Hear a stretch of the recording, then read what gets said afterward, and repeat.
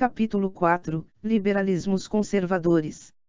Conservadorismo liberal e liberalismo conservador. O legado do liberalismo clássico pode ser sintetizado na figura de um equilíbrio entre democratismo e libertarianismo. As primeiras conquistas do protoliberalismo, tais como o respeito dos direitos e o governo constitucional, foram preservadas. Mas de Madison e Bentham Constant, Tocqueville e Mill, foram efetuados claros progressos no escopo social e no alcance moral do credo do liberalismo. Enquanto o robusto otimismo histórico do iluminismo foi seriamente atenuado entre a era dos federalistas e utilitaristas e a era dos grandes liberais vitorianos, o liberalismo foi geralmente sustentado, e os liberais clássicos foram basicamente fiéis à promessa democrática e ao potencial libertário da ideia liberal.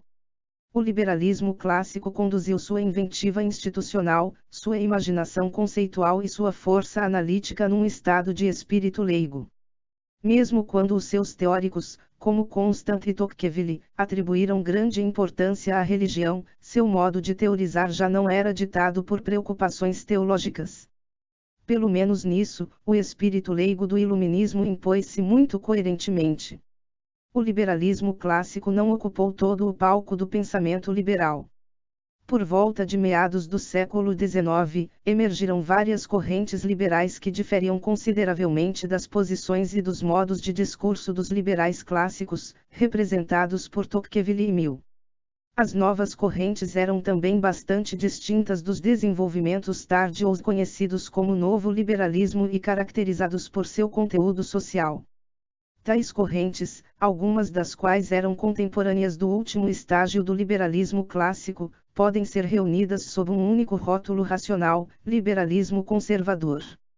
Quando o Duque de Newcastle pediu-lhe que abandonasse o velho rótulo Whig, Lord Russell, o primeiro-ministro da Reform Bill, replicou que o Whig tinha a vantagem de dizer em uma única sílaba o que liberal conservador diz em 7. Sim, esta resposta encerra claramente a distância entre o whigismo institucional e o classicismo liberal em sua definitiva forma vitoriana. O espírito democrático e republicano do liberalismo clássico desviará o liberalismo do conservadorismo Whig, social e politicamente. Mas qual era a diferença, caso houvesse, entre o liberalismo conservador e o conservadorismo liberal? O conservadorismo liberal era um produto muito inglês, e como tal muito diverso do conservadorismo compacto, reacionário do continente.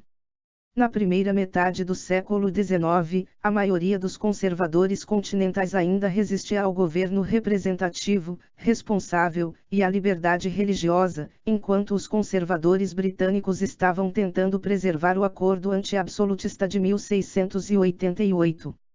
O conservadorismo britânico, como observa um destacado intérprete moderno, Anthony Quinton, abrange pelo menos 3 doutrinas. A primeira é o tradicionalismo, a crença de que a sabedoria política é de alguma forma de natureza histórica e coletiva, residindo em instituições que passaram pelo teste do tempo. A segunda é o organicismo, a ideia de que a sociedade é um todo, e não apenas uma soma de suas partes ou de seus membros, e como tal possui um valor definitivamente muito superior ao indivíduo. A terceira é o ceticismo político, no sentido de uma desconfiança do pensamento e da teoria quando aplicados à vida pública, especialmente com amplos propósitos inovadores. 101 Como Lord Quinton e muitos predecessors sublinharam, na tradição conservadora britânica, o tradicionalismo e o organicismo são, ambos, posições flexíveis. As tradições não impedem a mudança adaptativa, e o organicismo não exclui a modificação parcial das instituições e dos procedimentos. A maioria dos conservadores continentais, em contraste, saindo de uma repugnância raivosa à Revolução Francesa e seu contágio, tende a petrificar a tradição num edifício intemporal e ter as instituições na conta de inalteráveis. Em sua tentativa de forçar a sociedade europeia a recuar para o antigo regime depois de um quarto de século de mudança política e social, de 1789 a 1815, eles foram vazados numa atitude altamente doutrinária e mesmo visionária, dificilmente compatível com o prudente ceticismo dos conservadores institucionais. Reacionários continentais como Joseph de Maistre, de 1753 a 1821, Louis de Bonald, de 1754 a 1840, Friedrich Gentz, de 1764 a 1832, e Adam Miller, de 1779 a 1829, foram grandes admiradores de Edmund Burke, de 1729 a 1797. Burke foi o primeiro crítico proeminente da Revolução em suas amplamente lidas Reflexões sobre a Revolução em França, 1790, e é geralmente considerado o pai do conservadorismo inglês. Ironicamente, no entanto, pregando uma restauração sem compromissos da autocracia e da hierarquia, os pensadores da Restauração Francesa e seus sósias alemães nadaram contra a corrente do próprio princípio burkeano de legitimidade, prescrição, autoridade consagrada pela continuidade. A essência do ataque de Burke contra a Revolução consistia em que os revolucionários franceses tinham querido passar a borracha no passado, em vez de vigorar os velhos direitos contra o absolutismo monárquico. O respeito de Burke pela tradição era sempre reacionário. Recorrendo ao mesmo argumento em favor dos velhos direitos, ele defendera os insurretos americanos 15 anos antes. Além disso, o seu conservadorismo, exatamente como era politicamente liberal, também era economicamente moderno. Ninguém menos do que Adam Smith elogiou-o por sua perfeita compreensão da economia liberal. Burke era um Whig institucional da década de 1770, que se tornara Tory porque na década de 1790 os novos Whigs, como ele os apelidava, eram pessoas como Fox, admiradores da Revolução. É típico da tendência conservadora do espírito de Burke o fato de que ele tenha substituído uma ênfase histórica na tradição inglesa pela ênfase cosmopolita do iluminismo escocês nos estágios da civilização. 102 Ele também substituiu o desprezo iluminista Whig pela superstição por uma reverência pela religião. Ainda mais, em vez de ligar o refinamento com a ascensão do comércio, como fizeram os filósofos, Burke foi um dos criadores da reavaliação romântica da fé e da cavalaria medievais como fatores da civilização, um tema a que logo seria conferido muito brilho na prosa mágica do maior conservador liberal, o Visconde François-René de Chateaubriand, de 1768 a 1848. A inclinação de Burke pela ortodoxia religiosa e pela sociedade orgânica tornou-o um verdadeiro conservador, uma vez que isso significava o próprio oposto de dois traços persistentes na corrente principal do liberalismo, o latitudinarismo moral e o individualismo. Além disso, a visão histórica nostálgica de Burke não era equilibrada por uma aceitação da democracia. Pelo contrário, colocando uma cunha entre a representação e delegação, Burke logrou manter seus modelos parlamentares separados por uma grande distância de exigências radicais e utilitárias para a democratização do poder. Isso preservou seu conservadorismo liberal a uma grande distância do liberalismo clássico, tanto política como conceitualmente. Burke reacendeu a chama da antiga Constituição. Não obstante, sustentou um conceito antes flexível, adaptável de tradição, abrindo espaço para a consideração da mudança na continuidade. Provavelmente, o mais famoso de seus epigramas ainda é: um Estado sem meios de alguma mudança não dispõe de meios para conservar-se, uma joia muito citada das Reflexões. Sua defesa da antiga Constituição era muito mais sofisticada do que os argumentos daqueles que se limitavam a afirmar um conjunto imutável de normas que, presumivelmente, haviam sido restauradas em 1688. A perspectiva burkeana de mudança na continuidade foi usada por um historiador Whig, Henry Hallam, de 1777 a 1859, em sua influente Constitutional History of England, que cobriu o período a partir da ascensão dos Tudor até a morte de Jorge II em 1760. Hallam desenvolveu a tese da antiga Constituição contra a Popular History of England, de 1754 a 1762, de Hume. O pensamento do mais importante historiador Whig, Thomas Macaulay, de 1800 a 1859, formou-se contra esse pano de fundo burkeano. Em 1830, Macaulay divisou brilhantemente a necessidade de opor a resistência Tory à reforma eleitoral, tratando criativamente o mito da antiga Constituição. Àquela altura, os Tories estavam apresentando a Revolução Gloriosa, originalmente um movimento anti-Tory, como um arranjo para todos os tempos. Macaulay demonstrou que era uma solução para o tempo dela e, como tal, apenas uma fase de sábios ajustes políticos à mudança histórica. Assim, em suas mãos, o tema burkeano de mudança na continuidade transformou-se, por sua vez, na ideia de uma continuidade de mudança. Contra o apelo Tory à tradição para resistir à reforma, Macaulay afirmou uma tradição de reforma.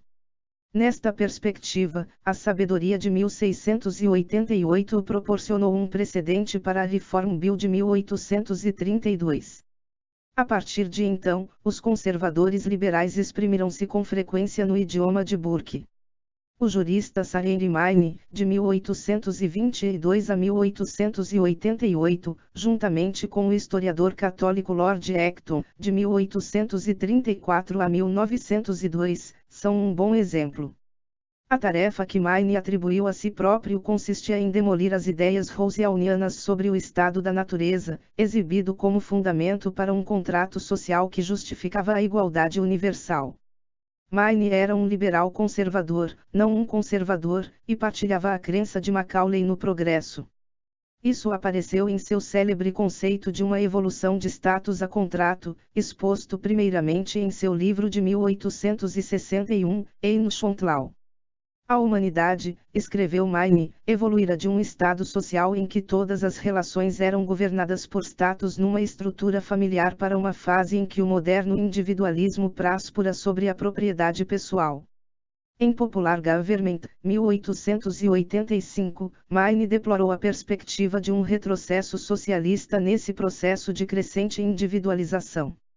Assim, em Maine e noutros, argumentos burkeanos serviram ao objetivo não burkeano de individualismo, erradamente encarado como ameaçado pela democracia.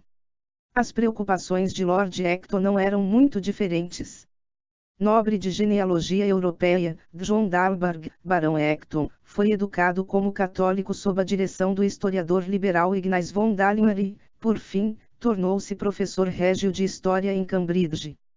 Humanista católico, ele combateu o absolutismo papal, que foi declarado infalível pela Santa Sé em 1870, e condenou o moderno confessionalismo juntamente com o nacionalismo, uma tendência iliberal. Mas, como burkeano, combinou religião, liberdade e tradição.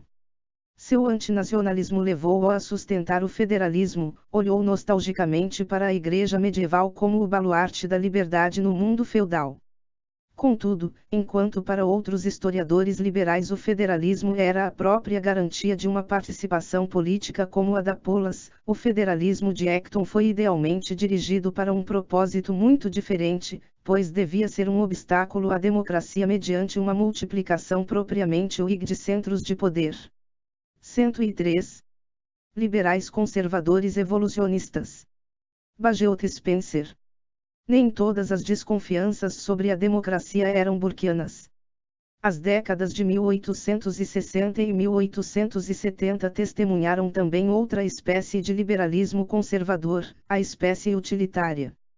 Tal era a posição de Walter Bagehot, 1826-1877, um banqueiro, economista, jornalista e teórico político que editou The Economist, de 1861 até o ano de sua morte. Bagehot vinha de uma família bancária provinciana, não conformista, e foi educado no University College Benjamin de Londres. Em seu livro The English Constitution, 1867, exprimiu receios de que, com a próxima extensão de inclusão social e política, que efetivamente se materializou em 1867 e 1884, ambos os partidos, conservador e liberal, lutariam pelo apoio dos trabalhadores, algo que Bagehot encarava como um perigo para a liberdade. Como Maine, Bagehot colocou a evolução social contra o progresso democrático. Ele dividiu sua lealdade entre inovação e estabilidade, recorrendo ao darwinismo social para frear a democracia. A estabilidade, disse ele sem rodeios, apoiava-se numa imensurável estupidez, num conjunto de hábitos formado por práticas sociais sedimentadas por força do estranho prestígio das instituições, para outros efeitos inúteis, como a monarquia ou os lords, as partes dignificadas em contraposição às partes eficientes da Constituição. Por que motivo, na verdade, perguntou ele, deviam uma viúva isolada e um jovem desempregado, a saber, a rainha Vitória e o príncipe de Gales, atrair tanta atenção? Se o faziam era porque a Inglaterra não podia ser governada sem o efeito estupidificante da coroa. Igualmente, as classes governantes podiam permanecer no topo mediante astuciosas práticas eleitorais, manipulando os aspectos dignificados da ordem política para conseguir respeito aos poderes em vigor. Em Physics and Politics, 1872, Bagehot conferiu a esse maquiavelismo cético uma torção darwinista. Ele representou o êxito social e nacional como exemplos da sobrevivência do mais apto e apoiou a função social da força junto à fraude institucional. Essa espécie de liberalismo utilitário conservador, e sem papos na língua, tornou-se um tanto maligna na obra do juiz James Fitzjames Stephen, 1829-1894, irmão mais velho de Leslie Stephen e tio de Virginia Woolf. Grande codificador da lei penal, Stephen recebeu uma educação igual à de Mill em Cambridge, estudando a fundo a lógica e os princípios de economia política de Mill. Mas impacientou-se com o moralismo tardio de Mill e não gostava da sentimentalidade vitoriana, deplorando que o homem tornava-se cada vez mais sensível e menos ambicioso. Alguns de seus obter-dicta são boas máximas de áspero individualismo, tais como: não é amor que desejamos da grande massa da humanidade, mas respeito e justiça. Mas, ai de nós, ele pendeu demasiado para o outro lado. Seu ensaio contra Mill, Liberty, Equality, Fraternity, 1873, zombou de todas as três coisas, afirmando que a força, e não a liberdade, governa a vida social. Os homens devem ser coagidos a serem honestos por castigos legais da espécie mais dura. Stephen criticou Mill por ter uma visão demasiado favorável da natureza humana. Mas a representação alternativa, propriamente bestial, de Stephen foi menos um aprofundamento do que uma patologia do liberalismo. Depois de algumas campanhas apaixonadas em favor de açoites nas escolas e, é claro, a pena de morte, o juiz Stephen, que paradoxalmente era um tanto indulgente no tribunal, terminou seus dias num hospital de doentes mentais, uma glosa apropriada do desequilíbrio que estava transformando o utilitarismo de um estado de espírito libertador em estado de espírito punitivo. 104 A posição conservadora liberal de longe mais influente no fim do século foi articulada pelo pai do evolucionismo como uma ideologia geral, Herbert Spencer, de 1820 a 1903. Spencer nasceu no Derby industrial, num lar wesleyano, e então ingressou no curso de engenharia. Tornou-se um colaborador do jornal The Economist. Toda a sua vida, apegou-se tenazmente a uma ideia minimalista do Estado e uma forma maximalista de liberismo. Também era um individualista extremo e um verdadeiro herdeiro do desprezo benjamita pelo privilégio aristocrático e pela hierarquia espiritual. Contudo, houve pelo menos duas fases no caminho que Spencer seguiu para justificar seu individualismo, seu antiestatismo e seu liberismo. O livro do jovem Spencer Social Statistics, 1850, revela uma teoria de direitos naturais extraída de William Godwin, de 1756 a 1836, autor de Political Justice, 1793.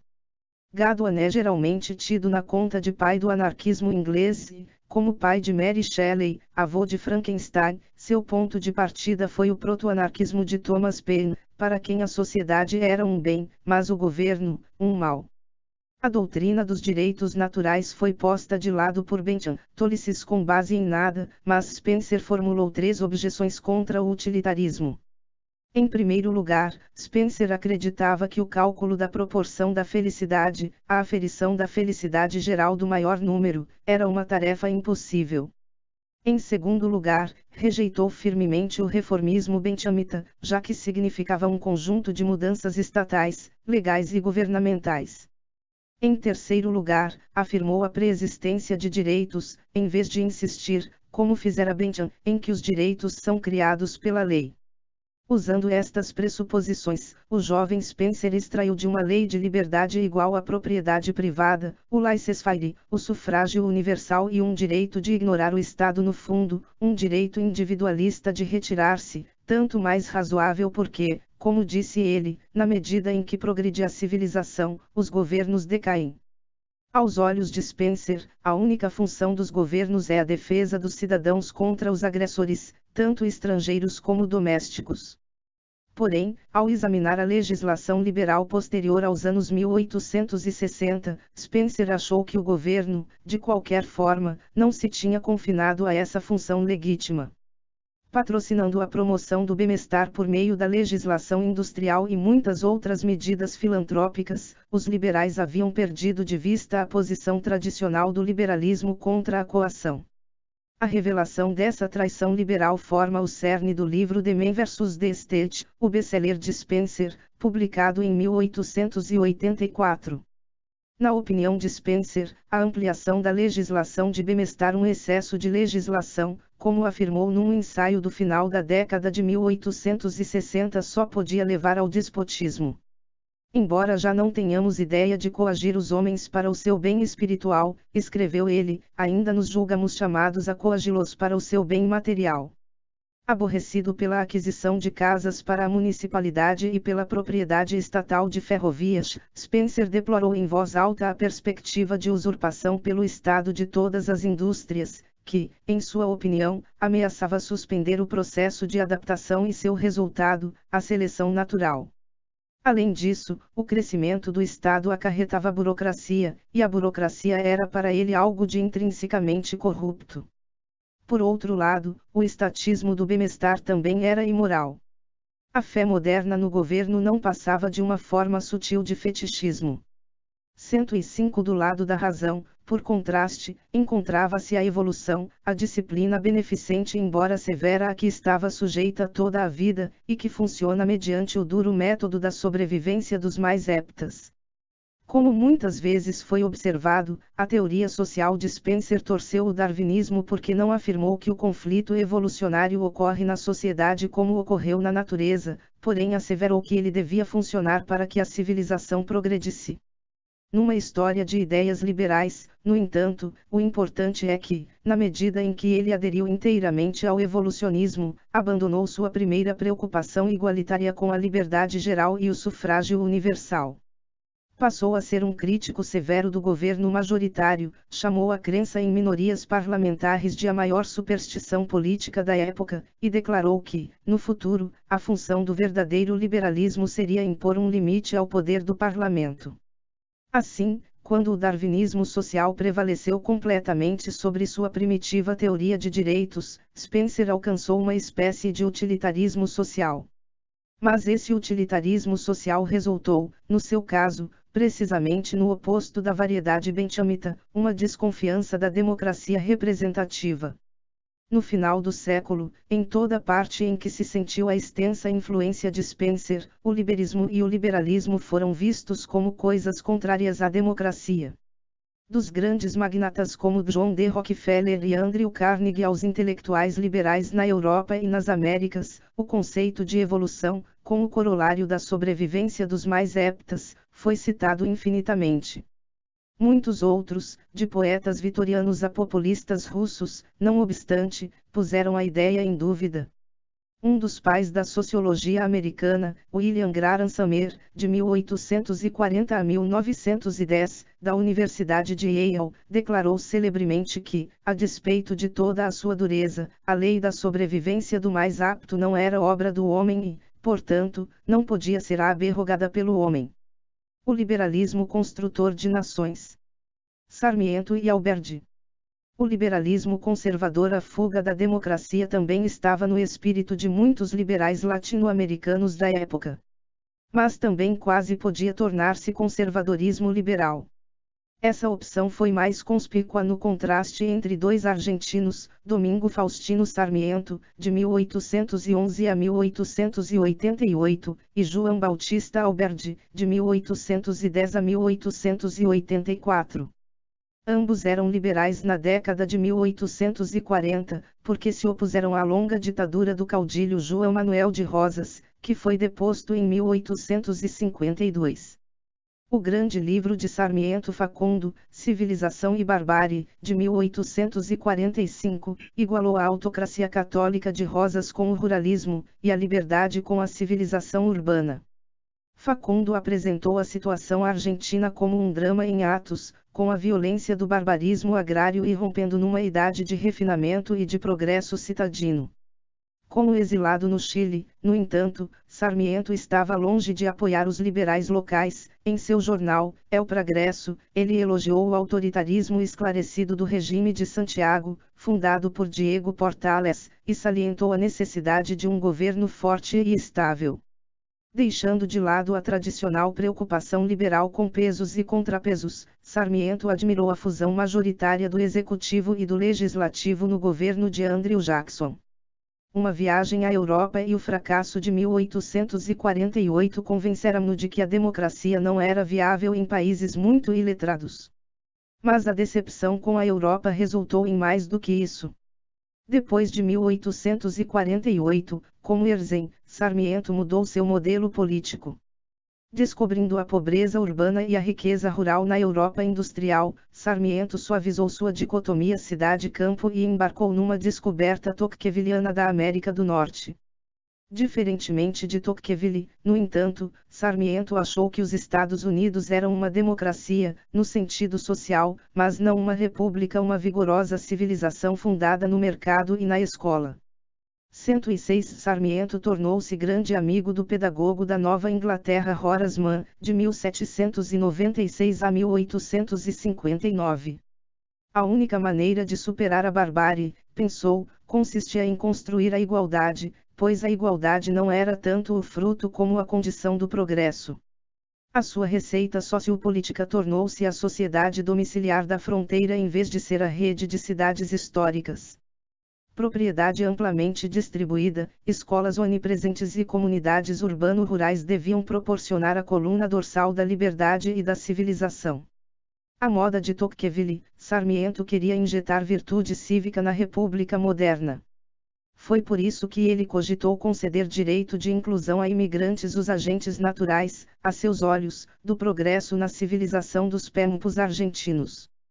Mais tarde, depois de seu próprio mandato presidencial, vitorioso mas amargo, de 1868 a 1874, ele compreendeu que as elites indígenas haviam retido uma hegemonia oligárquica e que o trabalho estrangeiro não adquirira qualquer cidadania.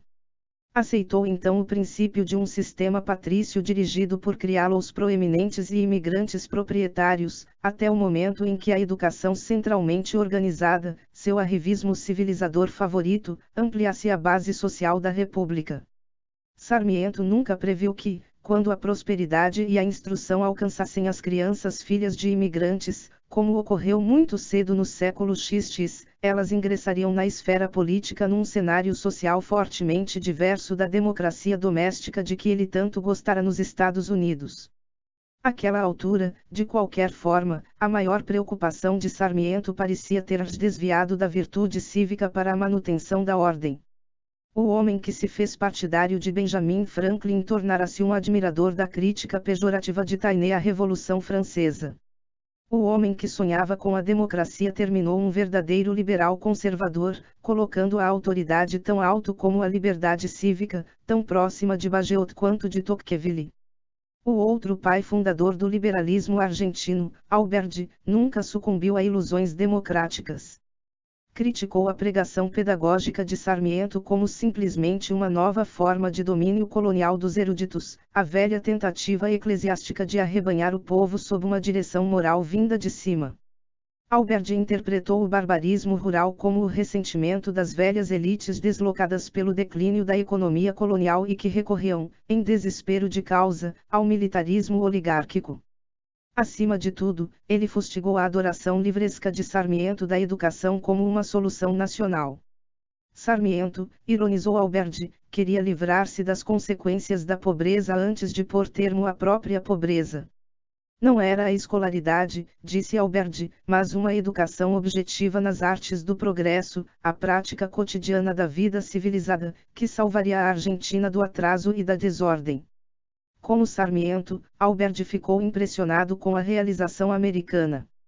Porém, em vez de seguir Tocqueville, ele prestou mais atenção a Michel Chevalier, de 1806 a 1879, o saint-simoniano liberista que tanto adivinhou como avaliou o futuro industrial dos Estados Unidos. Alberdi sentia forte aversão pela retórica liberal.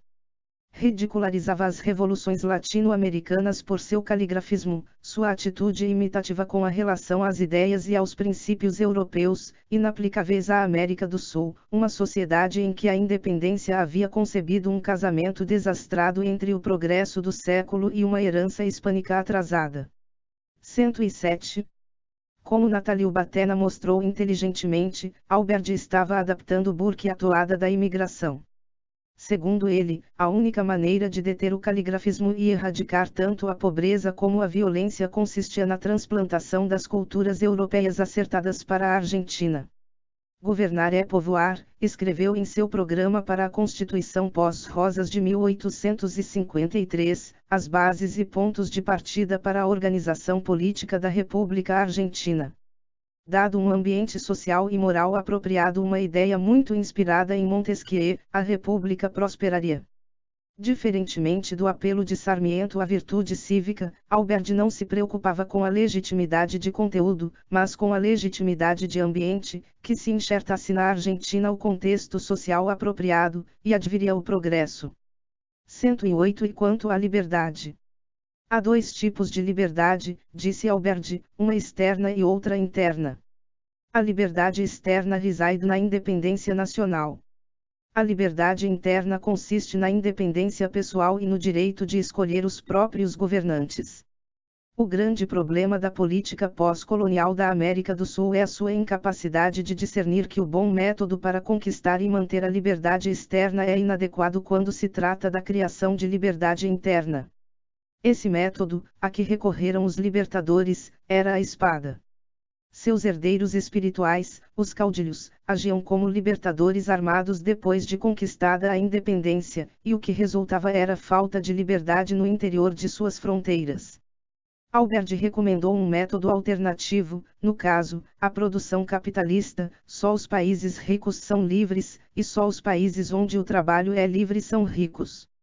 109. Bom leitor de Montesquieu e Constant, Alberdi preferia o comércio à conquista. Seu liberalismo foi principalmente uma rejeição do Estado patrimonial. O rei da Espanha possuíra toda a terra na América do Norte, antes mesmo que fosse descoberta, mas o solo era res nullius, terra de ninguém, disponível para quem quer que a ocupasse e nela trabalhasse. Alberdi impugnou essa noção política, estatista patrimonialista da propriedade, de acordo com a qual ser rico consistia em ter uma concessão da coroa ou de seus sucessores. Queria substituí-la tanto em mentalidade social como em direito por uma concepção lockeana de propriedade como um direito natural, brotando antes do labor individual do que do favor da corte. A crítica de Alberdi ao patrimonialismo, juntamente com seu conceito de duas liberdades, figurou numa palestra dada por uma personagem fictícia, Luz do Dia, em seu romance de 1871, Peregrinación de Luz del Dia em América, subintitulado Viagens e Aventuras da Verdade no Novo Mundo na Realidade, uma crítica acerba à presidência de Sarmiento. Como se podia esperar de uma posição tão lockeana, Alberdi atribuiu grande valor à sociedade civil. Com efeito, Batena acerta ao dizer que a primeira regra da legitimidade alberdiana é que a sociedade civil é mais importante que o Estado, algo que um homem de mentalidade cívica como Sarmiento não engolirá facilmente. Alberdi queria povoar a Argentina com imigrantes desprovidos de direitos políticos.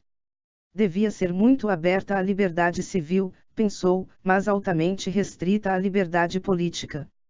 Em grande medida, Albert foi menos o legislador de 1853 do que o mentor do progresso não democrático fim de século nos tempos. No cerne da contenda de Albert com Sarmiento estava a diferença em seus modelos sociopolíticos depois de meados do século. Como vimos, após 1848 Sarmiento aderiu ao modelo americano. Albert, em contraste, encontrava-se sob o encanto do Segundo Império Francês e de seu progressivismo não liberal. Aceitava e mesmo queria a política autoritária, desde que trouxesse uma grande ação econômica livre de amarras. Forçado a escolher entre liberdade e progresso, diz Mariano Grondona, Albert optaria pelo progresso, pois igualava a primeira com o segundo. 110 é esse o roteiro clássico do conservadorismo liberal, ou, talvez se deva dizer, do conservadorismo liberista, tentando resistir à maré democrática. No conjunto, Albert emergiu como uma espécie de Saint-Simoniano burquiano, um elitista constitucional, dotado de uma consciência aguda das raízes da autoridade, e contudo profundamente enamorado do progresso econômico na idade da industrialização. Pois, como Macaulay e Maine, Albert não era um verdadeiro conservador, não havia em seu coração amor ao passado, nenhum romantismo organicista, nenhuma reverência pela religião estabelecida. Político autoritário e social conservador, Albert era inteiramente isento de conservadorismo cultural. Contudo, ao pregar o centralismo, Albert entregava reféns ao futuro. Pois quando as massas imigrantes se tornaram letradas, num triunfo tardio da utopia pedagógica de Sarmiento, a sua demanda de cidadania e a sua resistência patrícia deram origem a um conflito de facções de natureza concentrada exatamente aquilo que a estratégia madisoniana em prol de uma república federal procurou prevenir.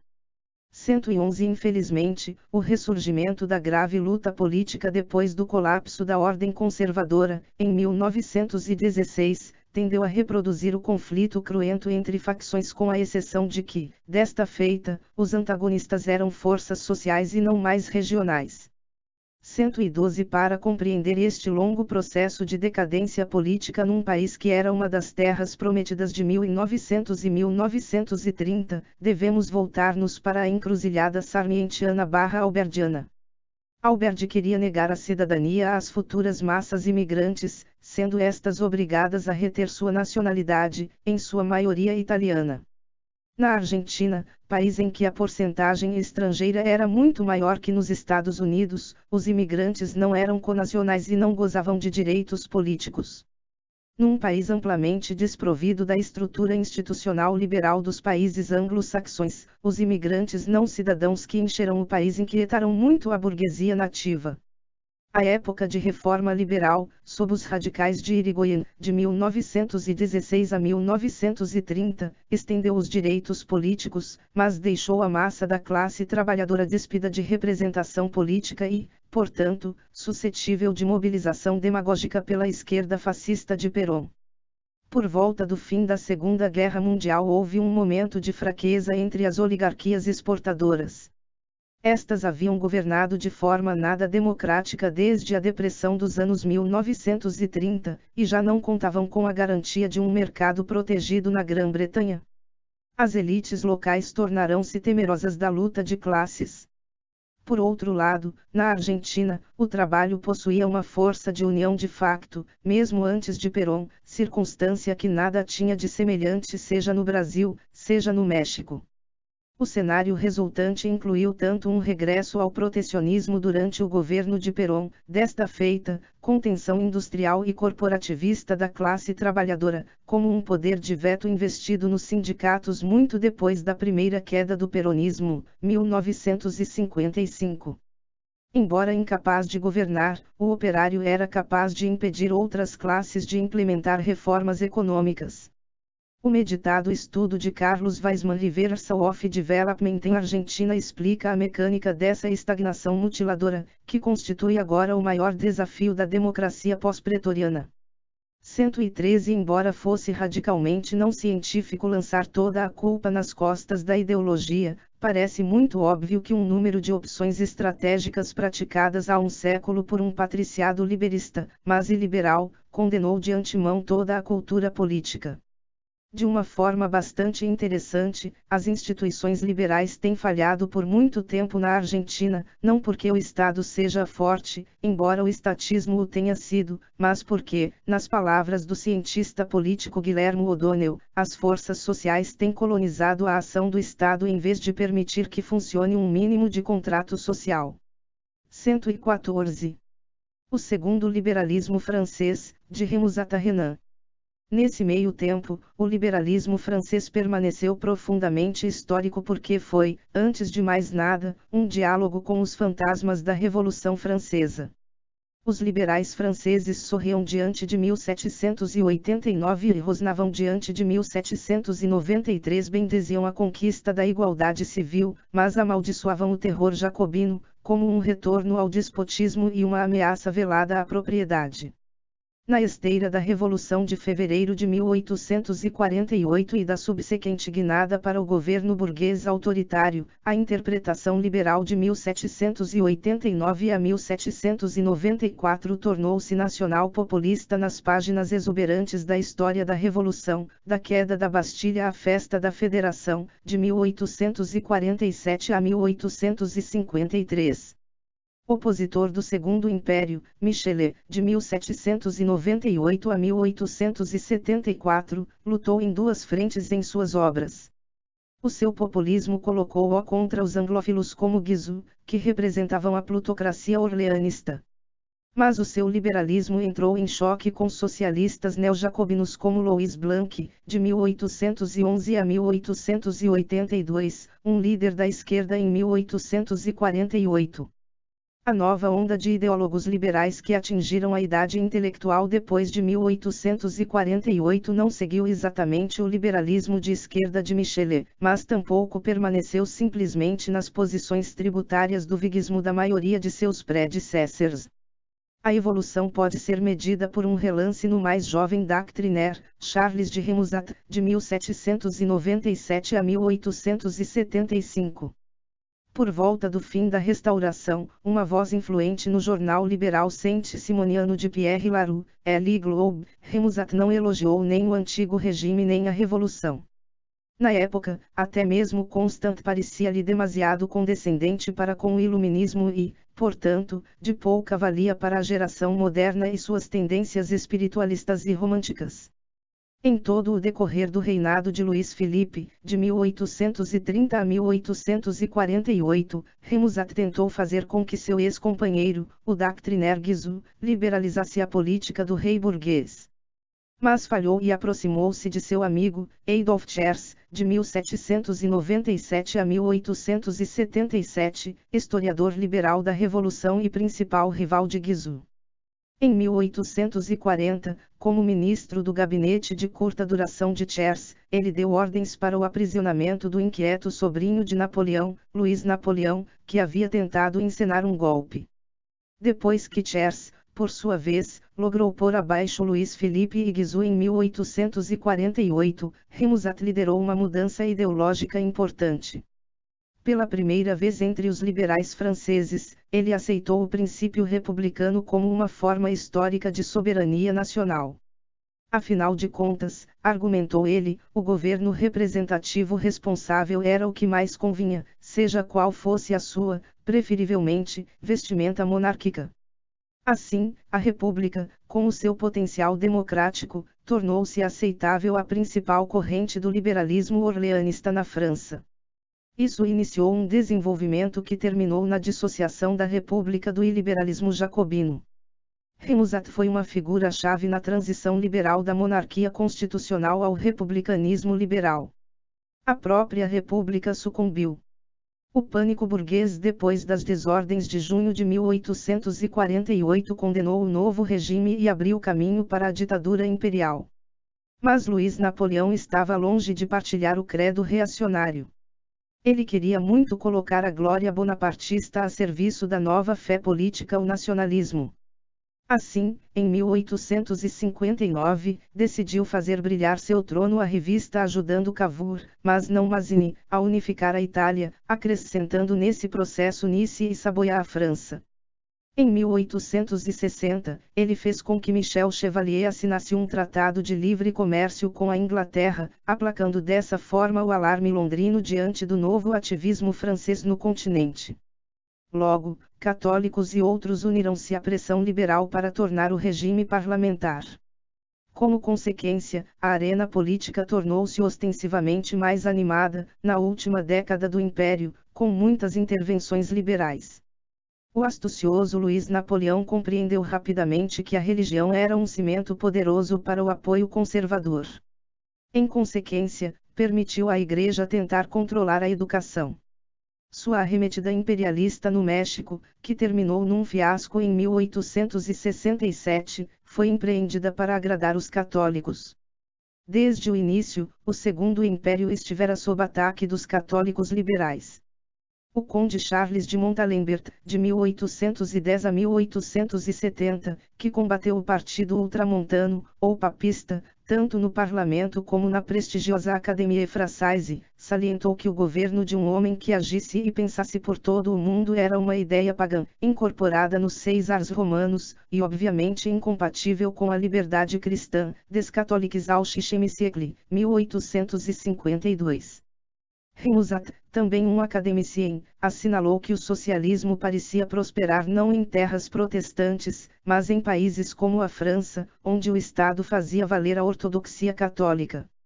Isso equivalia a atualizar a tese de Staël Constant, de que a liberdade religiosa era um arrimo da liberdade geral.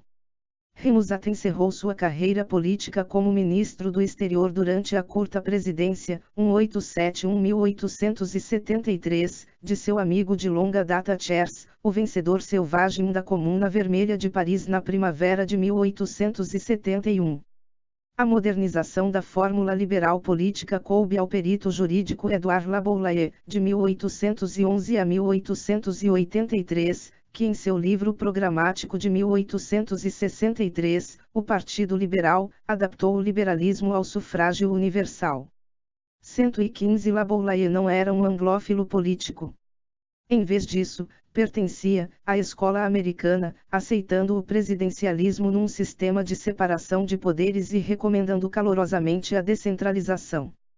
Reivindicação destinada a um futuro brilhante na retórica, se não na prática, da Terceira República, de 1871 a 1940, a autonomia local seria rapidamente entronizada pela influente obra La France Nouvelle, 1868, escrita por um dos discípulos de Thiers, Lucien Prévost Paradou, 1829-1870.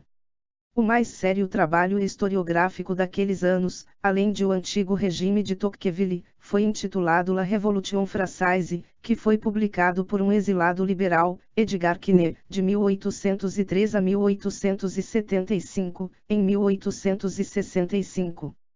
Vítima, como seu amigo Michelet, da repressão imperial, Quinet desafiou a opinião que então prevalecia de que a história moderna francesa era a marcha triunfante da burguesia. Amargurado pela nova onda de autoritarismo sob Napoleão III, Quinet não queria a monarquia libertadora. Era claro, observou, que a nobreza perdera os seus direitos, porém o povo não recebera direito algum. Pior do que isso, notou ele, o terceiro Estado francês prejudicará a democracia ao aliar-se com a coroa absolutista, tornando, desde o início, a coroa iliberal. Quinet abalou o mito historiográfico da burguesia e do liberalismo de esquerda pronto para novas e menos classistas reivindicações, na massa do pensamento republicano. Contudo, o segundo liberalismo francês tornou-se conservador na prosa ética de um dos mais lidos pensadores do século, Ernest Renan, de 1823 a 1892. Também nascido de uma família humilde na Bretanha e educado como um orientalista, Renan quase tomou ordens, mas perdeu a fé. Então, tendo tratado Cristo como um homem, um guru encantador, em sua Vida de Jesus, de 1863, ele foi expulso da cátedra universitária, para tornar-se um herói dos intelectuais e dos livres pensadores. Renan é algumas vezes descrito como positivista, mas tudo o que partilhava com Comte, cujo estilo lhe desagradava, era uma negação do sobrenatural, um culto à ciência e uma visão da civilização em 3 fases. Renan considerava Comte um reducionista infiel à infinita variedade da natureza humana e dolorosamente ignaro da história e da filologia. 116 Sua progressão da história humana ia de uma época de fé, seguindo por uma de crítica, a uma época final de síntese, que era a um tempo científica e religiosa. O problema-chave de Renan consistia em fundamentar a fé, depois de esvaziar a religião tradicional. Ele variou entre o ceticismo e a nostalgia, sem nada daquela ardorosa fé secular típica da religião da humanidade de Comte. Sua oração na Acrópole, 1876, foi um clássico do humanismo vitoriano, exaltando a Grécia antiga como o berço da razão e da beleza.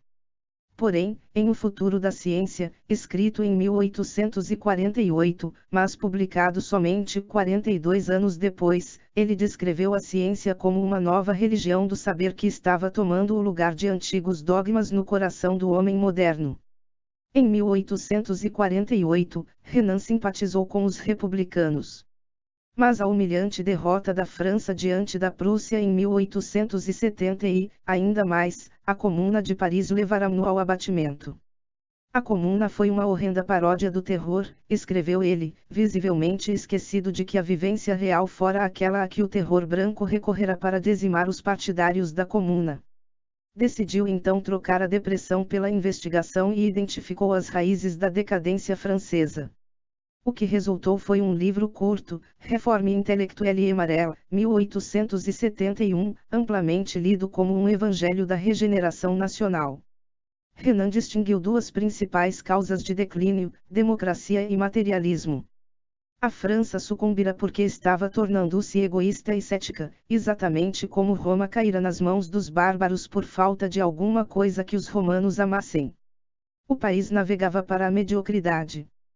Renan tinha duas críticas à democracia.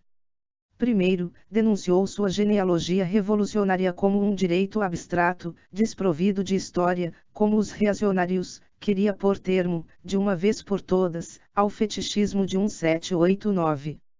Sua segunda linha de ataque consistia numa crítica moral da tradição revolucionário-democrática usando o veso racial que era tão comum na época.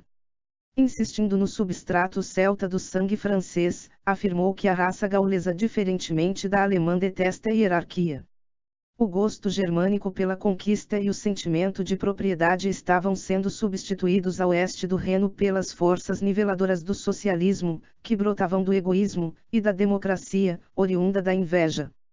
A democracia, no entanto, nem disciplina, nem resulta em aperfeiçoamento moral, e assim não era de admirar que a moral francesa e o ânimo francês estivessem minados. A Alemanha, por contraste, vinha vivendo nobremente em prol da ciência e da guerra. Essa confusão foi coroada pelos devaneios de Renan sobre os dois tipos de sociedade que ele supôs prevalecentes na época. Enquanto a sociedade americana, jovem e desprovida de história, fundava-se na liberdade e na propriedade, a Prússia prosperava na ciência e na hierarquia. Na altura do fim da década, Renan, agora um membro da Academia e muito honrado pelos meios anticlericais da Terceira República, chegara a um acordo com a democracia. Mas o diálogo de 1878 que marcou a sua reconciliação morna, Caliban, mostrou que ele ainda via o povo como turba, e esta como um monstro, de uma maneira que não diferia muito da visão elitista da psicologia coletiva elaborada por Gustave Le Bon, de 1841 a 1931, que era uma tentativa racista de destruir o mito democrático. A diferença consistia em que agora Renan acreditava que as massas poderiam ser domadas, o que fazia com que o futuro pertencesse à República e não à Revolução. Portanto, a limitação do sufrágio que ele aconselhara explicitamente na Réforme intellectuelle et morale podia ser atenuada. Sua famosa conferência O que é uma nação, feita em 1882 na Sorbonne, também se distanciou do racismo quase histérico da Réforme. Recusando-se a aceitar o conceito germânico da nação como uma comunidade racial, Renan, mesmo sem endossar a ideia rouseauiana de nação como unidade política fundada na vontade geral, definiu-a como um plebiscito de todos os dias, um prolongado exemplo de consenso tácito. Entre mentes, a democracia ainda o deixava frio. Renan prefaciou seu livro Nouvelles études d'histoire religieuse, 1884, reconhecendo que o progresso da educação básica minava a superstição e fomentava a ascensão de uma mentalidade científica e ainda assim não creditou isso aos esforços democráticos da Terceira República, um regime de professores de escola se jamais houve algum. 117 No conjunto, a imagem de Renan permaneceu prisioneira da separação implausível que praticou entre liberalismo e democracia, num momento em que muitos liberais franceses estavam prontos a acolher uma visão ampliada da liberdade política. Sendo possivelmente o maior artista da prosa não ficcional francesa desde Chateaubriand, o legado ideológico de Renan foi tão retrógrado para o liberalismo quanto a política de Guizot. Felizmente, o liberalismo francês no último quartel do século contornou ou ignorou largamente suas obsessões. Semiliberalismo, do Rechtsstaat alemão a Max Weber. Já foram mencionados dois conceitos do liberalismo alemão. Um consiste na ideia de Humboldt dos limites do Estado, oriundo da noção não intervencionista do Estado como um vigia noturno, Nachtwachterstaat. O outro reside na liberdade como autotelia individual, ou autodeterminação, um conceito kantiano que Humboldt fundiu no humanismo de Weimar na forma da ideia de Bildung, o princípio de cultura pessoal. A filosofia política dos grandes pós-kantianos, notadamente Fichte e Hegel, afastou-se do liberalismo, o que faz com que tenhamos de regressar a Kant para apreender as sementes do pensamento liberal alemão, por volta de meados do século XIX. O conceito-chave consiste aqui no Rechtsstaat, o Estado de Direito, 118 uma alternativa germânica para o governo do direito.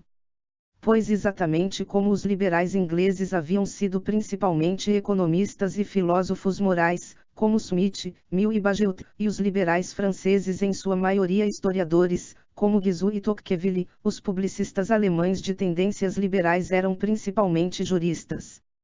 Embora o termo tenha sido cunhado por Karl Theodor Welcker em 1813, a ideia de Rechtsstaat pertence à época de Kant.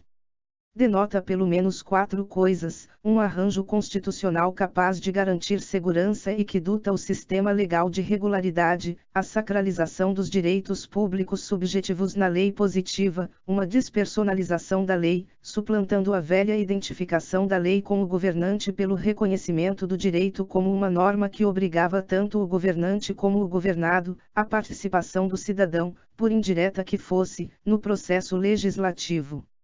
119 O Rechtsstaat assim concebido implicava dois princípios liberais básicos, direitos individuais e constitucionalismo no sentido do governo da lei. A ascensão do conceito de um Estado de Direito foi uma reação contra a ideia do Polizeistaat, Estado de polícia, no sentido clássico de polícia, isto é, civilizado, polido. 120 O Polizeistaat era o estado moral do absolutismo esclarecido ou da monarquia constitucional hegeliana, sendo ambos estados devotados explicitamente à felicidade dos súditos. O primeiro pensamento liberal opôs-se fortemente a essa visão paternalista. Constant formulou uma exigência famosa de que o Estado se limitasse a garantir a ordem e a segurança, enquanto a responsabilidade pela felicidade pessoal em uma sociedade livre caberia aos cidadãos. News chargerons d'être heureux. 121 Havia um parentesco claro, portanto, entre o Estado de Direito e o Estado vigia noturno do primeiro liberalismo em ambas as margens do Reno. O pai da teoria do Rechtsstaat foi Robert von Mohr, de 1799 a 1875, um jurista de Heidelberg muito ativo na política liberal.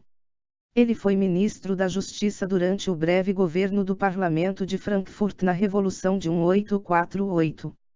Mohr dividiu o direito estatal em dois ramos, o constitucional e o administrativo, abrindo lugar dessa forma para o conceito de um Estado legal fundado em direitos.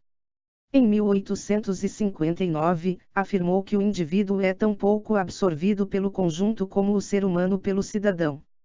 122 Mohr não estava inteiramente satisfeito com o individualismo de Kant, porque, em sua opinião, o grande filósofo diminuirá a dimensão política dos direitos individuais. O liberalismo do conceito de Rechtsstaat foi criticado por Friedrich Julius Stahl, de 1802 a 1861, teórico conservador que ensinava em Berlim. Também Stahl favorecia o governo constitucional, mas asseverou que, por meio da lei, competia ao Estado o direito de determinar e garantir o escopo e os limites da ação governamental, assim como os da esfera da liberdade de seus cidadãos nessa ordem. Isso só podia significar um ataque ao Rechtsstaat liberal, um ataque cujo significado político tornou-se demasiado claro quando Stahl, em sua anti-hegeliana Filosofia do Direito, de 1846, deu-se ao trabalho de dissociar o Estado de Direito do Estado Popular de Rousseau e Robespierre, uma aberração em que o povo pensa que seus padrões não são limitados por qualquer barreira legal. O objetivo dos liberais alemães sulistas Karl von Rothschild, de 1775 a 1840, e Karl Theodor Welcker, de 1790 a 1869, consistia em fortalecer o escopo da liberdade política no interior do Estado de Direito. Seu Dicionário Político, de 1834 a 1848, conjuntamente editado, tornou-se o mais prestigioso corpo do liberalismo alemão. Rothschild e Welcker eram liberais constitucionalistas, e ambos perderam suas cátedras em Heidelberg porque exigiram governo representativo moderno. O conservadorismo alemão autoritário era tão forte que, o mais das vezes, os liberais sulistas, que sustentavam opiniões antiprussianas, como as de Moll, tinham de lutar contra medidas reacionárias em vez de propor reformas liberais abrangentes. 123 Com a ascensão do Segundo Reich, dominado pelos prussianos, o liberalismo alemão passou a ser distinguido com dificuldade do conservadorismo liberal ou não tão liberal. Aquele que mais desafiava Stahl, Rudolf von Gnest, 1816-1895, reitor da Faculdade de Direito de Berlim, é um exemplo. Em seu tratado clássico, Der Rechtsstaat, 1872, ele censurou o sistema parlamentar francês por implicar um triunfo da política em detrimento da consciência legal. A França, afirmou Gnest, submeterá o executivo à Assembleia Nacional, e o submetido, por sua vez, tratava despoticamente a cidadania. Assim, de forma paradoxal, o povo soberano vivia sob um governo arbitrário. 124 Gnest lutou em duas frentes, à sua direita, contra o conservadorismo de Stahl, e, à sua esquerda, contra o liberalismo ocidental. Exaltou as reformas de Bismarck como uma terceira via entre os privilégios feudais dos Jackers e o governo local eletivo segundo o modelo ocidental. A defesa feita por Gnest do sistema germânico, desprovido de poder parlamentar, mas com tribunais executivos, foi retomada por um erudito mais jovem, Erich von Treitschke, de 1834 a 1896. Treitschke definiu liberdade como autonomia no interior do Estado, não exterior a ele, descartando enfaticamente o conceito de vigia noturno. Em todo o seu desenvolvimento havia uma baixa conspícua, a autonomia dos direitos individuais. A mais forte escola legal na segunda metade do século XIX, a positivista legal, ergueu-se em pleno declínio do conceito de cidadão. Figura dirigente do positivismo legal Guilhermino, Paulo Bend, de Estrasburgo, 1838-1918, simplesmente negou a existência de direitos públicos subjetivos, a noção mesma que motivará a criação do princípio do Rechtsstaat. O maior nome na teoria guilhermina do Estado, Georg Jelinek, de 1852 a 1911, de Heidelberg, fez distinção entre duas espécies de direitos pessoais. Há direitos que têm a natureza de um licere, do latim para ser lícito, e há direitos que equivalem a um posse, ser capaz de, ter o poder. Os primeiros são direitos privados, enquanto os últimos são direitos públicos inerentes ao status do indivíduo.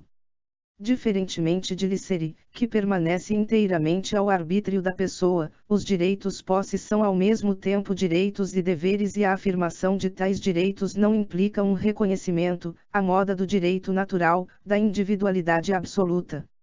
Nesse ponto, o fantasma de Hegel prevaleceu obviamente sobre a sombra de Kant e Locke. O liberalismo jurídico alemão, impregnado de muita reticência diante do individualismo, revelou-se no máximo um semiliberalismo. Na época pós-bismarckiana, de 1890 a 1918, uma nova geração de liberais dedicou-se a questionar o status quo político. Em termos de influência mundial póstuma, nenhum deles ultrapassou o sociólogo, diplomado como historiador do direito, Max Weber, de 1864 a 1920, que se tornou a estrela mais brilhante no firmamento acadêmico de Heidelberg depois da virada do século. Um dos primeiros golpes de Weber na luta política foi um estudo da inépcia econômica e política da classe dos Jackers, a leste do Elba. Sua crítica da mentalidade feudal Jacker e do status oligárquico continha uma opção tanto para o capitalismo quanto para o liberalismo.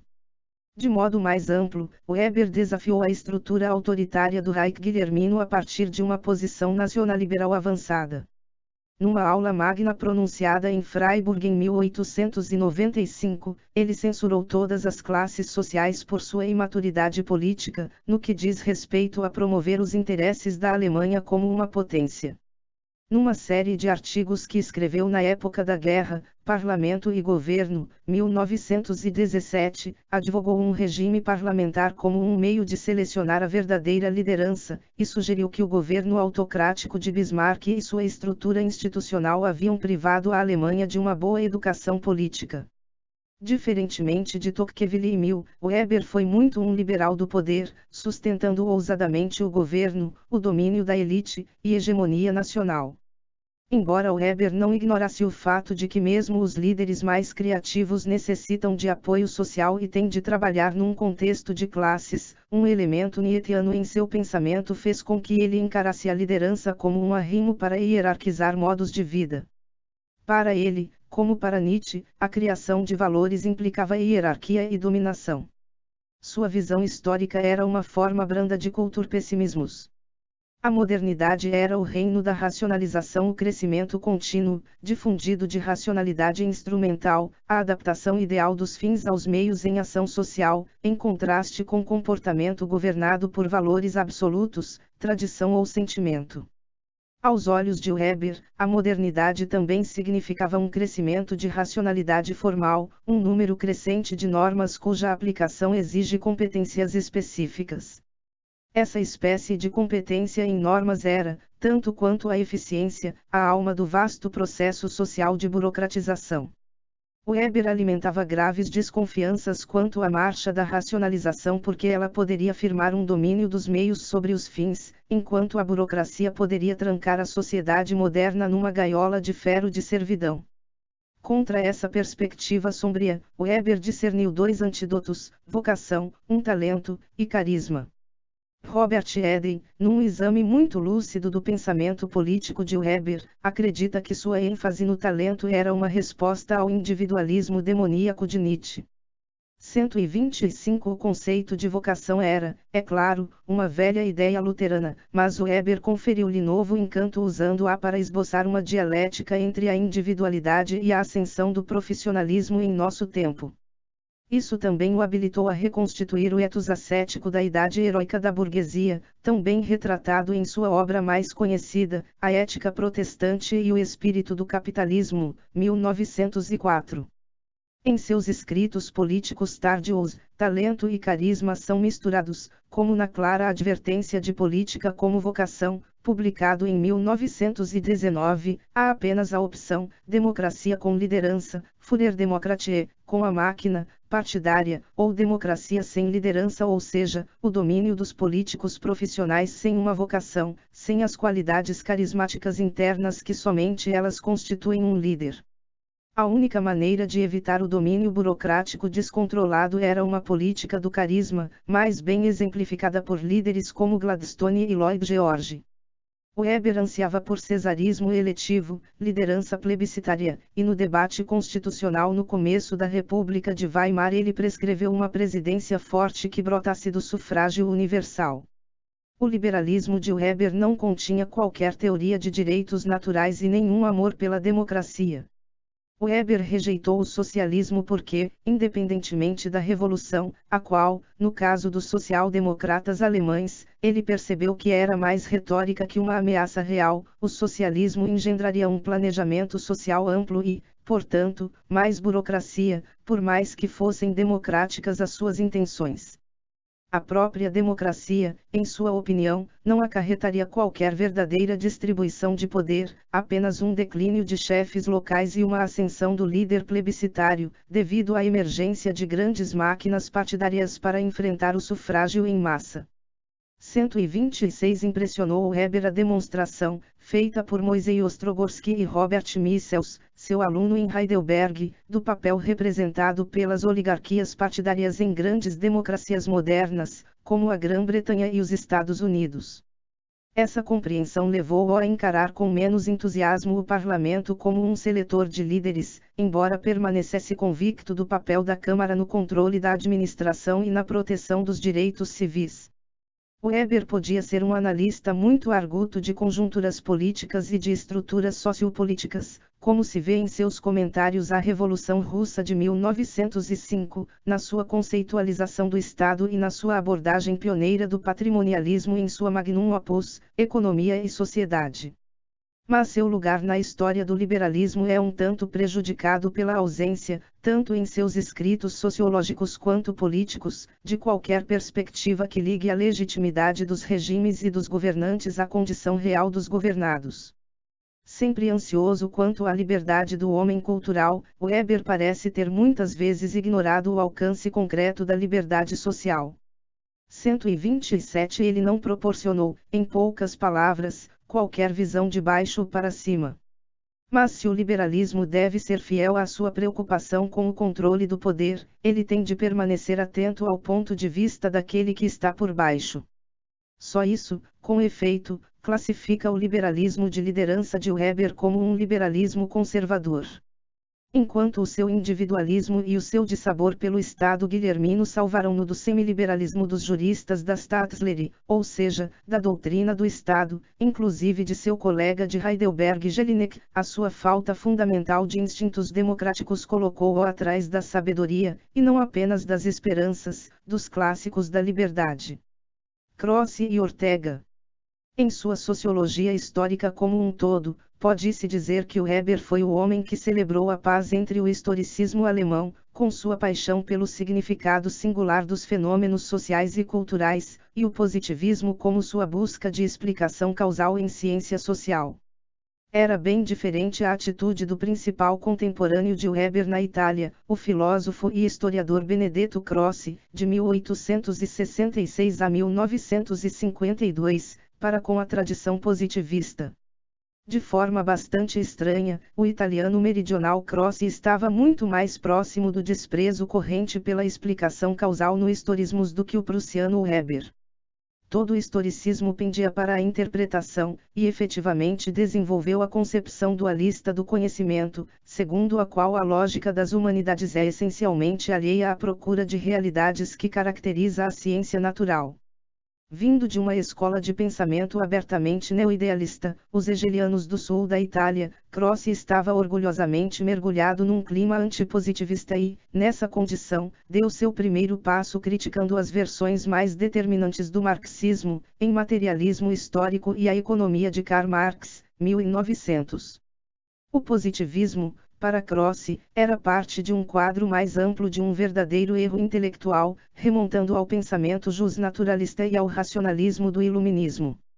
Na opinião de Croce, a razão do século XVIII fora demasiado abstrata e rígida e era definitivamente inferior, como a apreensão de todas as coisas humanas, à razão histórica concreta forjada por volta de 1800.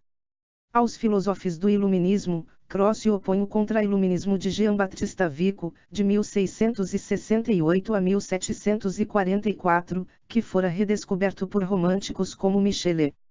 Croce exaltou o próprio Risorgimento como um maravilhoso interlúdio romântico entre dois estágios negativos: o iluminismo, jacobinismo, franco-maçonaria e fanatismo igualitário, e a triste idade do positivismo no fim do século XIX. O próprio fim de século de Croce abundava em virulentas correntes antipositivistas, mas a verdade é que o próprio Croce incluiu a democracia entre os princípios mais contaminados pela fraseologia positivista e suas visões profundamente equivocadas do homem e da sociedade. Ele tendia a depreciar a ala mais romântica do Risorgimento, a escola de Mazzini, a qual, Croce sentia prazer em dizê-lo, nunca penetrara em Nápoles. Seu antimazinismo, que logo seria partilhado pelos fascistas, pouca simpatia mostrara pelo republicanismo de esquerda pelo componente democrático da herança liberal. Para Crossi, o espírito democrático da igualdade era tão simplista quanto abstrato, e ele se pôs ao lado dos impérios centro-europeus na Grande Guerra, porque sustentavam crenças histórico-políticas muito mais sólidas. 128 O advento pós-guerra da democracia política, acompanhado como o foi por uma onda belicosa de luta de classes, só podia agravar as desconfianças de Crossi quanto à democracia. Assim, como herdeiro da ala direita do Risorgimento, La Destra Storica, Crossi estimava tão pouco a democracia quanto o Weber. Mas, como o Weber, ele veio a aceitar, se não propriamente a gostar da ação recíproca dos mecanismos democráticos. Em 1923, 2 anos antes de lançar um manifesto de intelectuais antifascistas, Crossi seguiu o teórico conservador elitista Gaetano Mosca, 1958-1941, numa defesa das instituições liberais. 129 A nova posição intelectual estava fadada a refletir-se na sua própria qualidade de liberalismo. Crossi escreveu 2 obras notáveis sobre o século de seu nascimento e formação, uma história da Itália de 1871 a 1915, 1925, e uma história da Europa no século XIX, 1932. Ele queria escrever história filosófica como história da liberdade de um ponto de vista ético-político, um programa inspirado em Lord Acton, por assim dizer. Mas também queria demonstrar o motivo por que o liberalismo falhou, em última instância, em originar uma resistência bem-sucedida ao fascismo, uma ditadura a que, depois de alguma hesitação, Crossi resolveu resistir. Ele pensou que, em seus dias heroicos, o liberalismo, para se defender contra a opressão ideológica dos meios tradicionalistas, lançará a opinião de que os valores são subjetivos e que os fatos são neutros em matéria de valor. Mas o problema consistia, no entanto, em que, ao fazer isto, o liberalismo, a longo prazo, solapará a sua própria convicção moral. 130 Crossi era o símbolo vivo do pensamento anticlerical entre os não-socialistas italianos. Não obstante, ele parecia sugerir que algum consenso moral, em lugar da fé, alimentasse a chama liberal, desde que coubesse a ela inflamar um movimento político como o fizera no Risorgimento. Também por causa do seu altivo desprezo pelo materialismo em questões de ética, Crossi introduziu uma cunha conceitual entre liberalismo e liberismo, o próprio termo com que denotava liberdade econômica. Em seu livro Ética e Política, 1922, e em outros textos da década de 1920, insistiu em que o liberalismo não devia ser igualado à idade efêmera do laissez-faire ou, de um modo geral, a práticas e interesses econômicos. Em seu ensaio Liberalismo e Liberismo, 1928, Crossi salientou que, enquanto o liberalismo é um princípio ético, o liberismo não passa de um preceito econômico que, tomado equivocadamente por uma ética liberal, degrada o liberalismo a um baixo hedonismo utilitário. Crossi tornou-se o mais conhecido dos opositores liberais do regime de Mussolini. Sua fama na Europa depois da publicação de sua Estética, 1902, forçou o fascismo a respeitá-lo. O principal intelectual fascista era o seu ex-amigo, o filósofo Giovanni Gentili. Como ministro da Educação de Mussolini, posição que o próprio Crossi ocupara previamente no gabinete do astucioso primeiro-ministro Giolitti, Gentili apropriou-se do conceito hegeliano do Estado ético com um claro propósito anti-individualista. Tentou também provar que o direito histórico-liberalismo italiano tradicional fora tudo menos individualista, o que fazia com que o fascismo fosse uma verdadeira continuação do genuíno liberalismo italiano. Crossi teve o bom senso de refutar a mistificação fascista quanto ao Estado ético, chamando honestamente a atenção para os elementos de coerção inerentes a todos os Estados. Nisto ele seguiu Treitschke, cuja política ele traduzira, e manteve-se próximo da famosa definição de Weber de que o Estado é o monopólio da coerção no interior de um dado território. Relembrou igualmente a fascista fábula política em torno da consciência que tinha Maquiavel da política como esfera de força e de conflito. No lado negativo, no entanto, Crossi manifestou uma indiferença básica pelo conceito liberal dos limites do Estado e do poder, terminando numa noção de liberdade quase mística e providencialista. Falou da liberdade como a revelação do espírito da história concreta, algo apenas menos nebuloso do que o seu original hegeliano e que dificilmente levava a uma análise empírica da liberdade e da coerção. 131 Para evitar o voluntarismo irracionalista de Gentili, mesmo antes que se separassem por causa do fascismo, Crossi reduziu seu historicismo absoluto a uma teologia leiga da liberdade, uma religião da liberdade, em última instância intraduzível, como acusou um marxista crossiano, Antônio Gramsci. 132 Na linguagem prática da praxis real. A meritória oposição de Crossi ao fascismo e sua defesa da individualidade moral diante do holismo autoritário colocaram seu liberalismo, a despeito de seus aspectos conservadores, à boa distância do conservadorismo liberal de Vilfredo Pureito, de 1848 a 1923, sendo Mosca o fundador da teoria elitista. Sua historiografia liberal, concebida como um épico da vida moral do Ocidente moderno, deixa transparecer um espírito que não se pode achar em nenhum dos textos escritos pelo neomaquiavélico Mosca, apesar de sua tardia aceitação de instituições liberais. 133 Mas, no final das contas, o inspirado historicismo da liberdade de Crossi não foi um grande ganho teórico, enquanto seu exorcismo do liberalismo parece um tanto inadequado em nossa idade de liberalização econômica. Na Espanha, uma influência hegemônica da espécie que Crossi exerceu na Itália pertenceu por muito tempo a José Ortega y Gasset, de 1883 a 1955. Ortega é mais conhecido em teoria política como o autor de A Rebelião das Massas, 1929. Analisando a sociedade moderna, Ortega afirmou que, pela primeira vez nos anais da história, a civilização viera a rejeitar o princípio da elite. A sociedade de massas é habitada por criaturas infatuadas, embora psicologicamente estejam um pouco perdidas no meio da tecnologia. Seu tipo humano geral leva a uma afirmação dos direitos da mediocridade. 7 anos antes, em seu panfleto Espanha Invertebrada, Ortega censurava seu próprio país por sua aristofobia, pelo fato de que evitava e depreciava os melhores. Depois da derrota traumática diante dos Estados Unidos na Revolução Cubana de 1898, proliferaram na Espanha diagnósticos introspectivos da doença nacional, a decadência tornou-se um leitmotiv da alta cultura espanhola. Ortega queria ir tão longe quanto possível numa abordagem mais radical, a busca das antigas raízes do mal espanhol. Ortega começou por desfechar um tiro a longa distância na democracia. A ideologia democrática, disse ele, tem o hábito de perguntar, o que deve ser uma sociedade. Mas o verdadeiro problema reside em decidir, em que consiste uma sociedade. O que a constitui ou melhor, como pode uma sociedade ser? Essa problemática constitutiva era típica dos neokantianos, com os quais o jovem Ortega estudara em Marburgo imediatamente antes da guerra. Ora, a Espanha fora outrora um grande Estado, como Roma, capaz de criar sistemas integrativos ainda mais abrangentes, das 7 colinas ao Lácio e da Itália a todo o Mediterrâneo.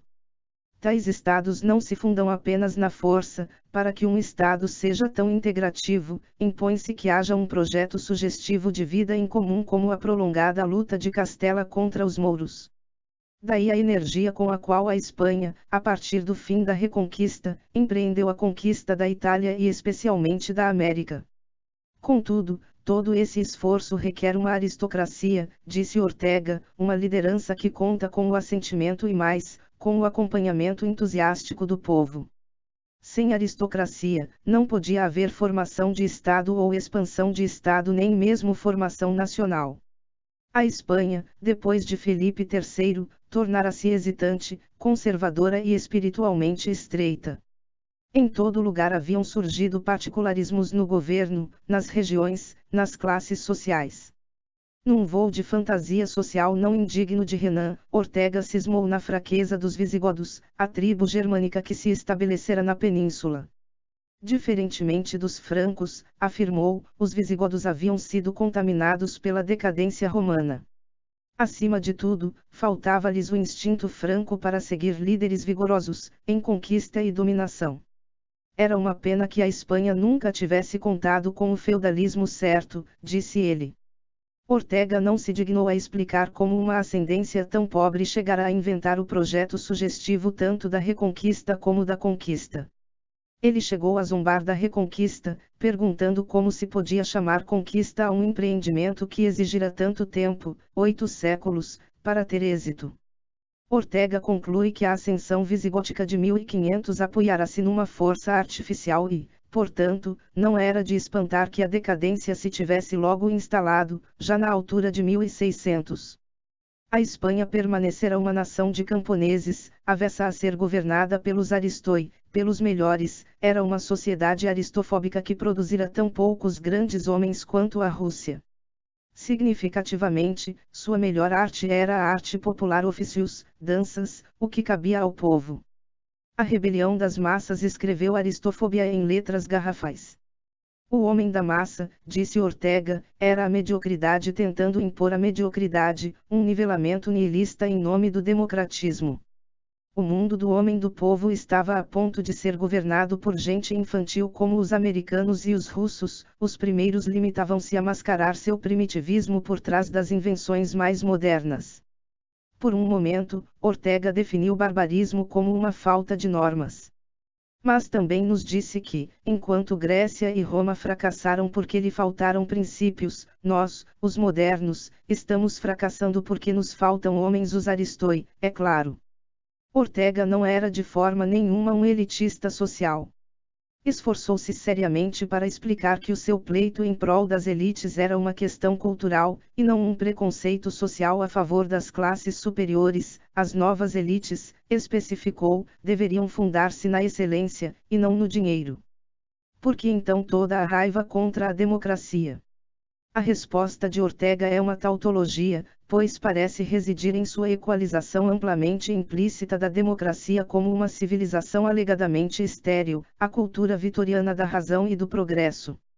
Em seu livro mais original, O Tema Moderno, 1923, Ortega aplicou uma crítica nietzschiana à cultura europeia. Nietzsche descobrirá a autonomia dos valores da vida numa civilização propensa à adoração da cultura, e era necessário situar-se contra tal civilização. O culturalismo era para ele um cristianismo sem Deus, pois aos olhos burgueses, aqueles que Nietzsche apelidou imortalmente de filisteus da cultura, o reino da cultura gozava do mesmo status transcendental antes atribuído à divindade cristã.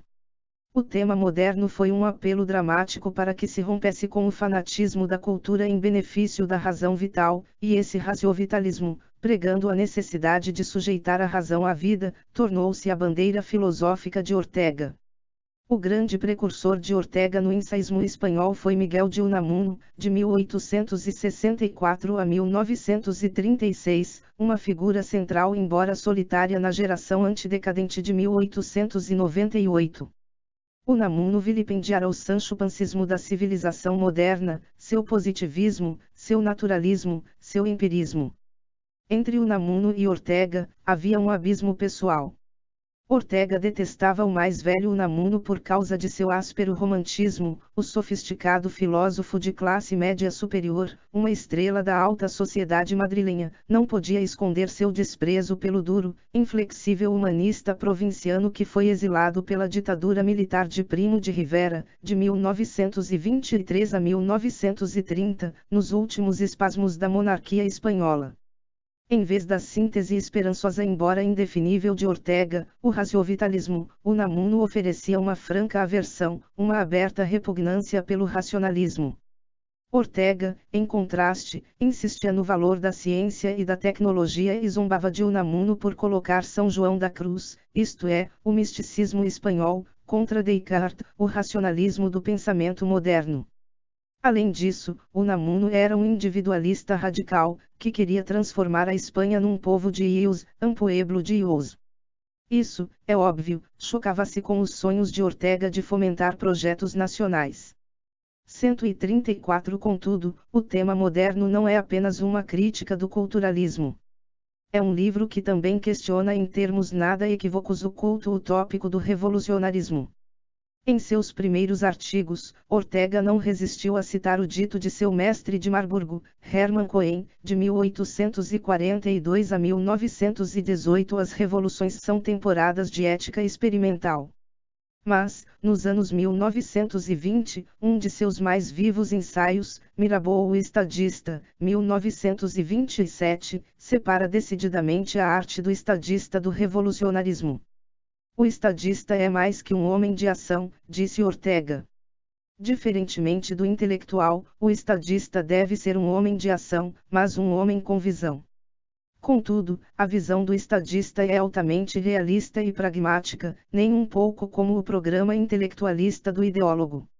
O revolucionário, por outro lado, como Robespierre, que Ortega chamou de chacal, é um camarada trapalhão que termina obtendo exatamente o oposto do que intencionava. Devemos, neste ponto, nos perguntar se o antirrevolucionarismo a priorístico de Ortega concorda com o que diz a história.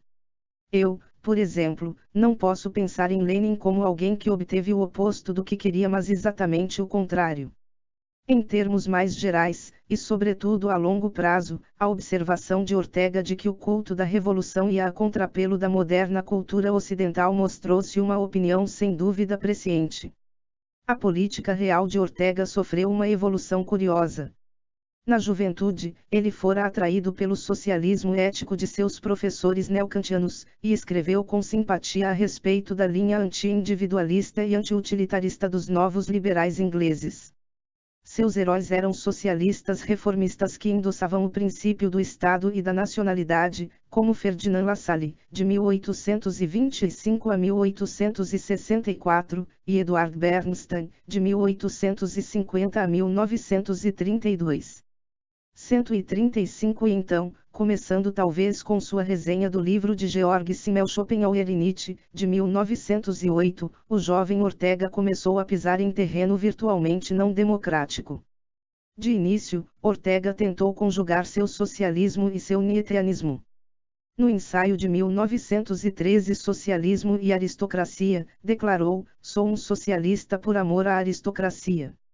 Uma vez que o poder capitalista não tinha rosto e era materialista, desprovido de calor interno, o socialismo tinha de brilhar como um aperfeiçoamento moral da humanidade. Porém, durante a década de 1920, a posição de Ortega passou a ter matizes crescentemente conservadores. Ele namorou a República, mas principalmente de uma posição direitista, 136, e então tomou por sua própria iniciativa o caminho do exílio a partir do início da Guerra Civil até o fim da Guerra Mundial. Depois, durante sua última década, recusou-se a atuar como um foco de resistência liberal, como fizera Crossi na Itália fascista. Como Weber e diferentemente de Crossi, Ortega era um nacionalista. Novamente como Crossi, sua visão burguesa patrícia salvou-o de complacência para com a política plebeia de mobilização do fascismo, exatamente como o agnosticismo deles o separara do clericalismo direitista que abençoou tanto o incrédulo Mussolini como o devoto general Franco, caudilho da Espanha pela graça de Deus. Ortega sabia como impedir que seu elitismo cultural degenerasse em reação política. Disse certa vez que, enquanto toda interpretação democrática de uma ordem viva diferente da esfera do direito público é plebeísmo, toda concepção não democrática do direito público é tirânica. O mesmo pensador que, em A Desumanização da Arte, 1925, localizou um elemento aristocrático da arte moderna em sua voluntária obscuridade lúdica de pensamento, como escreveu em Mirabeau, pensou que a verdadeira realidade histórica é a nação e não o Estado, um axioma normativo em vez de descritivo. O brilho de A Desumanização advém lógica e não apenas cronologicamente do arco que se constrói entre o tema moderno e a rebelião das massas, pois enquanto a natureza lúdica da arte moderna a torna um símbolo de valores da vida contra o culturalismo vitoriano, o hermetismo das formas modernistas representa um insulto deliberado ao espírito vulgar e demótico do homem do povo. Por isso, no fim, a forma pela qual Ortega foi hostil ao estatismo fascista implicava tanto a tradicional preocupação liberal pela esfera social, em contraposição à política, quanto a repugnância do elitista cultural pela política populista, muito menos porque é uma política não liberal e muito mais porque plebeia. Conclusão. O liberalismo clássico desdobrou-se numa série de discursos conceituais. Os teóricos liberais falaram as línguas dos direitos naturais, Locke e Paine, do humanismo cívico, Jefferson e Mazzini, da história por estágios, Smith e Constant, do utilitarismo, Bentham e Mill, e da sociologia histórica, Tocqueville. Com tais discursos, o liberalismo clássico progrediu do vigismo à mera exigência de liberdade religiosa e governo constitucional para a democracia, ou autonomia, com uma ampla base social. Em contraste, os liberais conservadores, desde cerca de 1830 a 1930, procuravam geralmente retardar a democratização da política liberal. Sob esse aspecto, assinalaram um regresso a posições Whig. O liberalismo Whig era essencialmente um liberalismo de representação limitada, restritiva. Os Whigs normalmente concordariam com Kant, liberal republicano e constitucional, em que o empregado doméstico, o balconista, o trabalhador, ou mesmo o barbeiro não são membros do Estado, e assim não se qualificam para ser cidadãos. 137 Com o fundamento de que tais pessoas subsistem mediante a venda de seu trabalho e, portanto, não contando com uma base de propriedade, não são independentes o bastante para o exercício de direitos políticos. A democracia censitária, a despeito de toda a incongruência da frase, permaneceu a pressuposição padrão no liberalismo Whig e foi precisamente isso que, de Paine e Bentham a Tocqueville, o liberalismo clássico ultrapassou. Os liberais conservadores eram neo-Whigs. Diferiam dos conservadores, liberais ou não, pela fidelidade aos traços básicos da visão liberal do mundo, como o individualismo e o latitudinarismo, e na rejeição do holismo e da autoridade religiosa. No entanto, coincidiam com os conservadores na sua inclinação contra a democracia. Assim, a ampliação cautelosa da inclusão do povo nos direitos políticos, inventada por reformadores Whig como Macaulay, tinha um escopo e uma significação não exatamente democráticos, e os subsequentes liberais como Maine e Acton tentaram recorrer ao liberismo, Maine, ou ao federalismo, Acton, contra a maré democrática. Nem eram democratas os evolucionistas utilitaristas como Bagehot, Stephen e Spencer. O que queriam, antes de tudo, era submeter a democracia a propósitos não democráticos, Bagehot, ou a ela resistir em nome da garantia da sobrevivência dos mais aptas, Stephen e Spencer. Igualmente, a evolução do segundo liberalismo francês, de 1830 a 1870, parecia, de uma posição tocquevilliana, uma involução, pois se a aceitação por Remusat do princípio republicano foi um passo considerável no caminho da democracia, como o reconhecimento por La Boulaye do sufrágio universal, a equivalência, proposta por Renan, entre democracia e decadência tomou a direção oposta. Seu movimento reacionário foi apenas em parte desfeito por sua rendição morna e final ao curso democrático da Terceira República. O semiliberalismo dos juristas alemães, com seu tema de direitos sob controle, foi ainda outro exemplo do retardamento conservador no interior do liberalismo, e assim foi a primazia da ordem sobre a liberdade na fórmula de Albert de construção de nações. Finalmente, os primeiros liberais conservadores do século XX, tais como Weber, Croce e Ortega, relutavam todos, ou no mínimo eram ambivalentes diante da democracia. Seu dissabor pela política de massa ou pela cultura igualitária levou-os a posições menos liberais democráticas que as de Tocqueville, Mill e Mazzini, no fim do liberalismo clássico. Pois onde Mill queria uma democracia qualificada exatamente porque sonhava com uma democracia de qualidade, os liberais conservadores tendiam a brigar com o próprio princípio democrático, o qual estavam preparados a esposar no máximo por causa de motivos racionais, e não como uma verdadeira preferência. O resultado claro da inflexão conservadora da doutrina liberal, portanto, foi um recuo aberto ou interno, manifesto ou coberto da democracia liberal. Em seu caráter discursivo, acrescentaram-se 3 outros modos à série de discursos liberais: o idioma burkeano, como em Macaulay, Maine, Albert, Renan e Acton; a linguagem darwinista, como em Spencer; e o historicismo, de raízes elitistas, de Weber a Ortega. Pois enquanto o foco de Croce na odisseia da vida moral ocidental, Vita Amarela, ainda se parecia vagamente com a velha visão progressiva, por estágios, do historicismo liberal, o apelo de Weber ao carisma e o anseio de Ortega por aristocracias culturais foram antes casos complexos da revolta modernista contra a modernidade, a curiosa alergia que sente o intelectual moderno diante da sociedade moderna.